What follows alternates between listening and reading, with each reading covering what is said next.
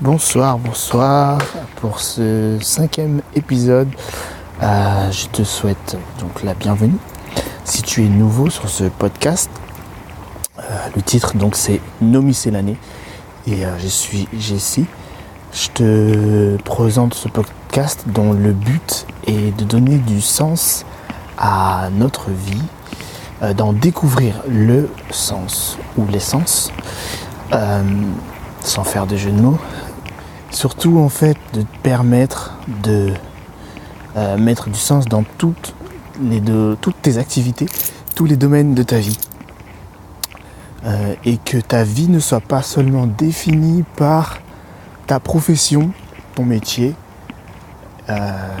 ou tes loisirs, ou tes diplômes. Voilà, tout simplement. Aujourd'hui, ce dont je veux te parler, c'est deux choses. Le travail. La difficulté du travail est-il... est-ce que c'est lié avec le mérite qu'on en retire? C'est-à-dire, est-ce que plus on travaille dur, plus on mérite notre salaire?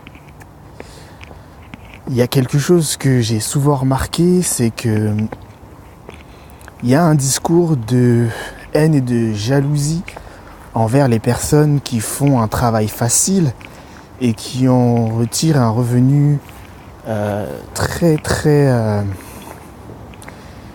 grand, on va dire ça, très grand. Comme si c'était une forme d'injustice qu'une personne gagne par exemple 10 fois le SMIC en ayant seulement, entre guillemets, posté une vidéo sur une plateforme de vidéo.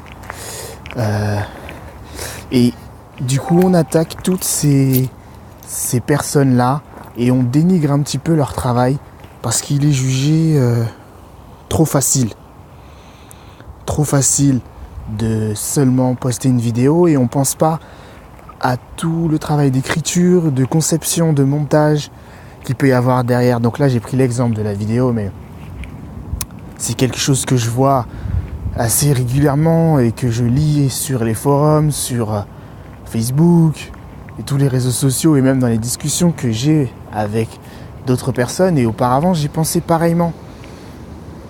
J'ai l'impression qu'il y a une forme d'injustice ressentie parce que la majorité des gens travaillent dur et peinent au travail et en tirent un revenu assez faible, voire mineur.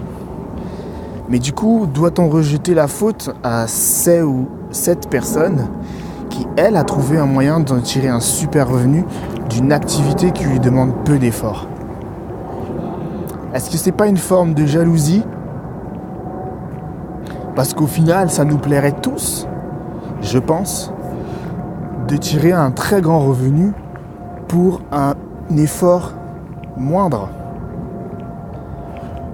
Et je vais même aller plus loin. Et si on arrivait à gagner plus en prenant plaisir dans notre activité, en prenant du plaisir à faire ce qu'on fait, en trouvant un sens concret et cohérent. Qu'est-ce que tu en penses ?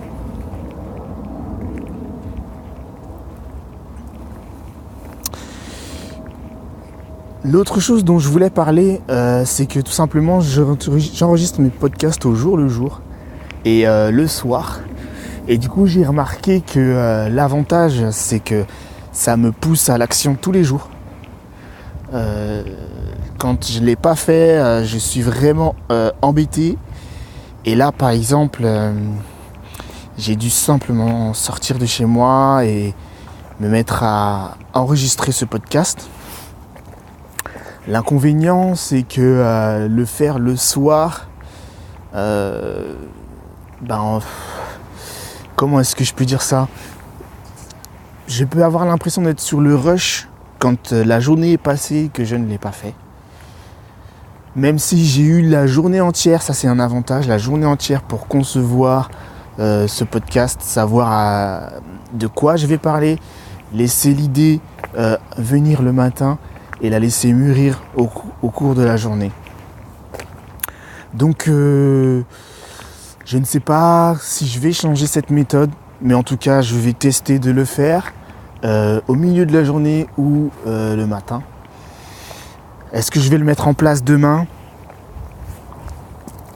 Je ne sais pas. On va voir ça. J'aime bien le faire au feeling parce qu'en fait des fois le matin je suis assez pris par d'autres activités et le soir c'est vraiment un moment où je me sens assez relaxé, assez reposé. J'ai du temps pour le faire, pour réfléchir, pour préparer mon podcast. Voilà. C'est déjà 5 minutes qu'on est ensemble, qu'on discute. Je vais arrêter là et je te souhaite simplement le meilleur pour la suite. Merci de m'avoir écouté, d'avoir passé ces 6 minutes avec moi.